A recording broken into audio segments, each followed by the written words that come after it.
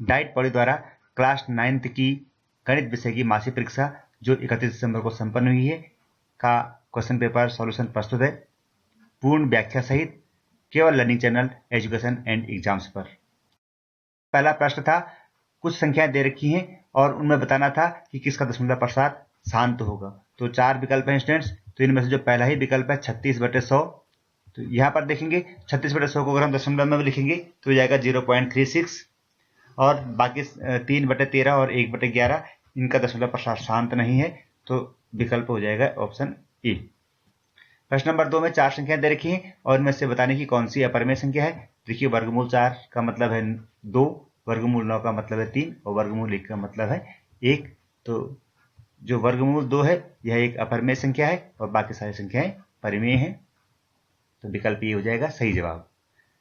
प्रश्न नंबर 3 में 125 की घात ऋण 1/3 है और इसका मान बताना था। तो देखेंगे स्टूडेंट्स, 125 को लिख सकते हैं 5 की घात 3 और उसके बाहर -1/3 पावर है, तो इसको अगर हम सॉल्व करेंगे तो ये हो जाएगा 5 की घात ऋण 1, और 5 की घात ऋण 1 को अगर हम धनात्मक घात में लिखेंगे तो ये हो जाएगा 1/5 और विकल्प हो जाएगा बी सही जवाब।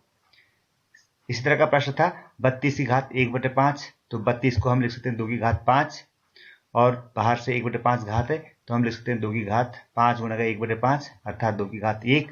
तो इस प्रकार सही जवाब हो जाएगा 2 और विकल्प हो जाएगा बी।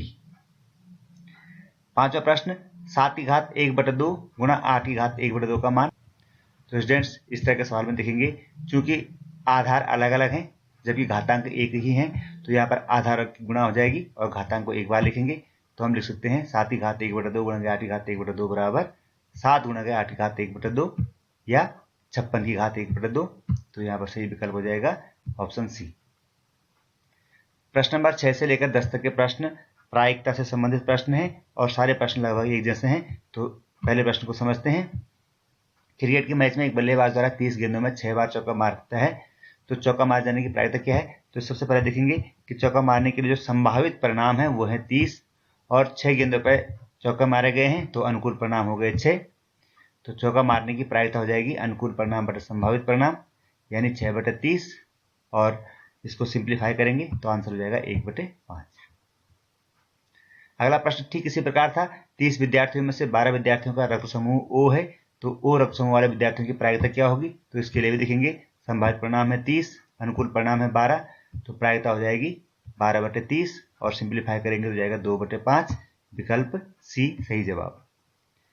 अगला प्रश्न था 200 विद्यार्थियों में से सांख्यिकी पसंद करने वाले विद्यार्थियों की संख्या 135 है, तो सांख्यिकी पसंद न करने वाले विद्यार्थियों की प्रायिकता क्या होगी।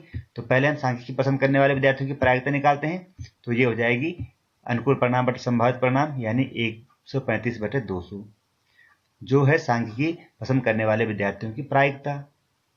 तो जो विद्यार्थी सांख्यिकी पसंद नहीं करते उनकी प्रायिकता निकालने के लिए हम लिखेंगे 1 - 135/200 और इसको सिंप्लीफाई करेंगे तो 200 में से 135 घटाएंगे तो जाएगा 65/200 और इसे सिंप्लीफाई करेंगे 5 से डिवाइड करेंगे तो 13×5 = 65 और 40×5 = 200, तो सही जवाब हो जाएगा 13/40। एक परीक्षा में कुल 90 विद्यार्थी चयनित किए गए हैं। इनमें से 60 या इससे अधिक अंक प्राप्त करने वाले 23 विद्यार्थी थे, तो 60 या इससे अधिक अंक प्राप्त करने वाले प्रायिकता होगी। तो यहाँ पर देखेंगे संभावित परिणाम है 90, कुल 90 विद्यार्थी थे और 60 से अधिक अंक लाने वाले विद्यार्थियों की संख्या है 23, तो अनुकूल परिणाम हो जाएंगे 23, तो प्रायिकता हो जाएगी इसकी अनुकूल परिणाम बटे संभावित परिणाम यानी 23/90 और ऑप्शन हो जाएगा सी। अगला प्रश्न है, 3 सिक्कों को एक साथ 200 बार उछाला जाता है, यदि 2 बार चिताने की प्रायिकता 72 है, तो 2 बार चिताने की प्रायिकता क्या होगी। तो इस प्रश्न में कंफ्यूजन था, या तो प्रश्न होगा 2 बार चिताने की प्रायिकता 72 है तो 2 बार हेड आने की प्रायिकता क्या होगी, या फिर प्रश्न इस तरह से हो सकता था कि 2 बार चित न आने की प्रायिकता क्या होगी। तो यहाँ पर आप देखेंगे अनुकूल परिणाम है संभावित परिणाम है 200 और अनुकूल परिणाम है 72। तो चित आने के लिए जो अनुकूल परिणाम चित आने के लिए अनुकूल परिणाम अगर 72 है तो चित न आने के लिए अनुकूल परिणाम हो जाएंगे 188 और तब चित न आने की प्रायिकता हो जाएगी 128/200 और सही जवाब इसको सिंप्लीफाई करेंगे तो जाएगा 16/25, लेकिन 16/25 ऑप्शन में नहीं है, 128/200 ऑप्शन में है, तो हो जाएगा ऑप्शन बी सही जवाब। तो स्टूडेंट्स, ये 10 प्रश्नों के जवाब आपको पता चल गए हैं। 5 प्रश्न आपके पहले पाठ संख्या पद्धति से थे और 5 प्रश्न आखिरी पाठ प्रायिकता से थे। आशा है आपको इन 10 प्रश्नों के उत्तर समझ में आ गए होंगे और अगर आपको वीडियो अच्छा लगा है तो इसको लाइक करें और इस चैनल को शेयर करें, सब्सक्राइब करें।